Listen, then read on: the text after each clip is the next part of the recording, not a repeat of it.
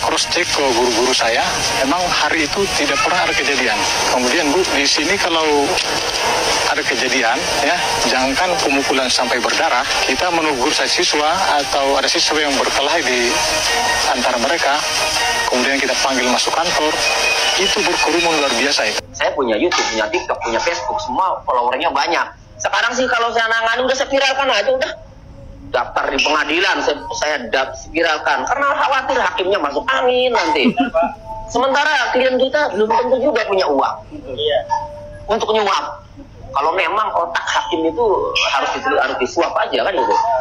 Jadi Ibu Supriani di sini kalau masalah hukumnya kami tidak campuri. Yang kita pastikan di sini kebutuhannya selama dalam proses menjalani sidang.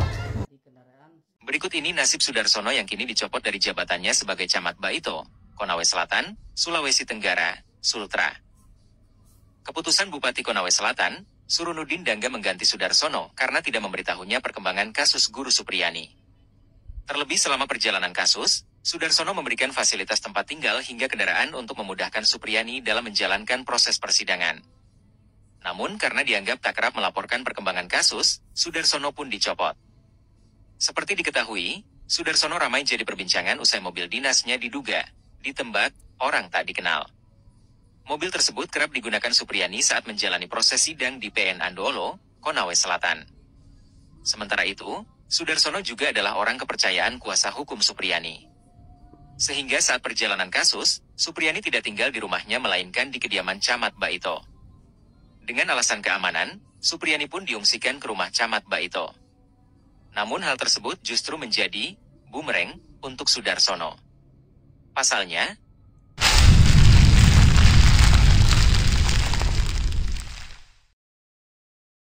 halo, assalamualaikum. Terima kasih sudah klik video ini ya. Kita masih di berita atau tentang kasus Bu Supriyani. Ya, ini sangat mencengangkan ya, kok Pak Camat Baito dipecat gara-gara katanya tidak melapor apa gitu sama Pak Bupati. Jadi janggal juga, kok bisa ya. Nih guys, ada pernyataan dari Pak Kepala Sekolah tentang Bu Supriyani yang katanya peristiwa itu nggak ada sama sekali terjadi, teman-teman. Sejauh ini memang benar-benar ini kasus saya tidak membenarkan.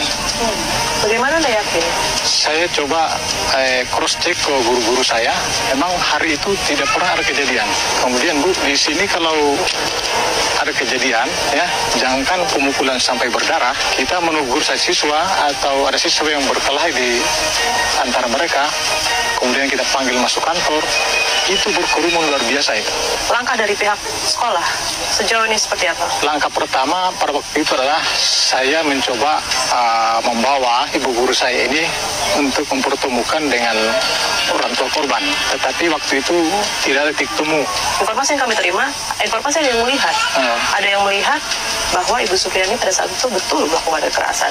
Saya menanyakan kepada siswa itu, ya, tapi juga kayaknya mereka tidak memberikan jawaban yang pasti. Bahkan pernah ditanya, ya, tentang tempat kejadian. Dari dua saksi itu, mereka menunjuk tempat yang berbeda. Yang satu itu menunjuk tempat ini, tempat duduknya itu korban. Yang satunya menunjuk tempat bukan di meja itu, meja sebelah. Tapi masih di kelas yang sama? Masih di kelas yang sama. Oke, apa yang dilakukan? Kalau tadi kan sudah ada mediasi. Ya. Selama kasus ini berjalan ya, Ya. kedepannya Pak, ini seperti apa dukungannya? Ke depan harapan saya Pak Ibu Supriyani mudah-mudahan segera bebas dari persoalan ini. Saya harapkan dia kembali bertugas sebagaimana biasanya. Ya.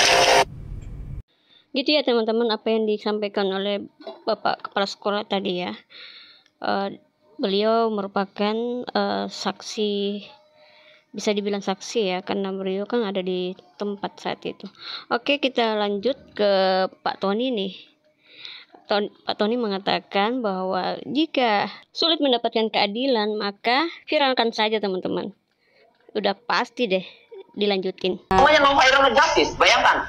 Ibda Soik yang katanya gara-gara membongkar mafia BBM yang melibatkan oknum anggota di Polda tersebut, kemudian Ibda Soik dipecat. Nah sekarang setelah viral, Ini lagi dievaluasi pemecahkannya. Sampai masuk ke DPR ya? Iya, sampai masuk ke DPR dan mau dievaluasi. Artinya kalau nanti hasil evaluasinya ternyata dianulir, tidak dipecat, nah berarti ini Indonesia itu udah lah, no fire no justice. Berarti kalau apa-apa kita viralkan saja udah. Betul. Kalau ingin dapat keadilan, udah. Makanya saya sih, sekarang saya punya media sosial. Saya punya YouTube, punya TikTok, punya Facebook, semua followernya banyak. Sekarang sih kalau saya nangani udah saya viralkan aja udah. Daftar di pengadilan saya viralkan karena khawatir hakimnya masuk angin nanti. Sementara klien kita belum tentu juga punya uang untuk nyuap. Kalau memang otak hakim itu harus disuap aja kan gitu. Kan nggak semua klien saya punya uang, terus saya juga tidak cocok. Ya, saya punya prinsip nggak cocok karena saya terima perkara itu ketika lagi saya pelajari. Yang di pikiran saya ini bukan menang untuk disuap, tapi ini menang dengan data-data ini menang. Lalu kalau hakimnya hakim korup kan gitu, kan kasihan juga orang datanya bagus, kuat, ya nggak, posisinya potensi menang, tetapi kemudian kalah karena uang. Kan itu hakim-hakim kayak gitu ya harus ditangkepin. Nah, jadi untuk antisipasinya ya tadi harus dipiralkan. Makanya itu ada no fire no justice. Itu pas, makanya saya bikin kaos yang no fire no justice. Itu memang sesuai dengan keadaan, benar nggak? Betul. Ya. Kamu aja kalau nggak viral, belum tentu kamu. Kamu jangan-jangan masih di dalam itu sama itu. Sama namanya, sama Dani. Coba, gini ya. Oh ya masih jalan. Iya, jangan. Oh, sama Bang Dani itu. Bang Dani di Polda Jawa Barat penjaga tahanan nih.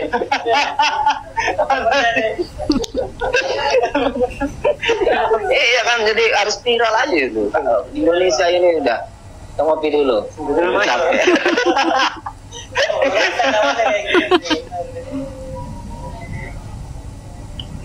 Jadi saya ini lagi diwawancara Peggy. Peggy Pak mau diwawancara ya udah boleh. Silakan. Mau nanya apa lagi Peggy? Nah, kan pesan-pesan Bapak nih untuk khususnya ya untuk seluruh masyarakat Indonesia yang tidak mengerti tentang hukum itu Pak. Bagaimana sih kalau misalkan saya sedang menghadapi proses hukum yang seperti saya kemarin itu kan, mereka yang nggak ngerti hukum apa sih? Viralkan. Khusus. Viralkan udah. Satu kata. Viralkan udah. Percaya saya. Ya sekarang kita nggak ngerti hukum. Ya. Mau konsultasi ke pengacara terkadang sungkan. Ya.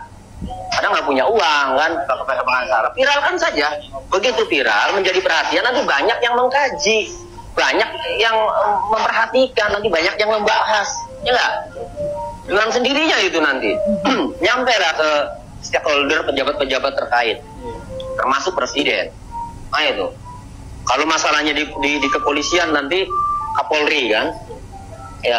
Kalau kalau masalah di kejaksaan nanti Jaksa Agung tahu. Kalau masalahnya di pemerintah nanti presiden tahu. Kalau viral itu kan, nah udah viralkan aja, udah.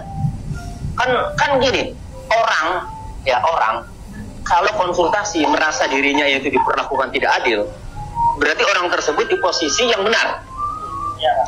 Nggak mungkin dong di posisi yang salah, kemudian dia ngadu kemana-mana. Enggak.